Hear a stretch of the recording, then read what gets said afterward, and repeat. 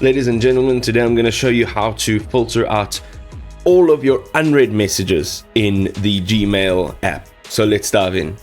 Okay, ladies and gentlemen, we're in Gmail and we want to see just our unread messages. You can see in between here, some of these messages have been opened. So the messages that have the dark, bold, black highlight on them, those are the unread messages. Okay, so you can go and over here at the top, you'll see search mail. We're going to go to the right-hand side, click on show search options.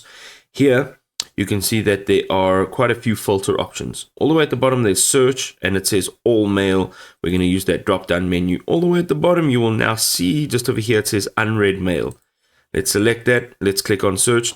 All of the mail that you see right here, right now, are unread. You can go ahead and select them if you want to open all of them at the same time. Maybe you just want to clear your inbox, and this icon over here will allow you to just click and that will be marked as read. You can continue to do this until all of your emails are unread. I hope this was helpful.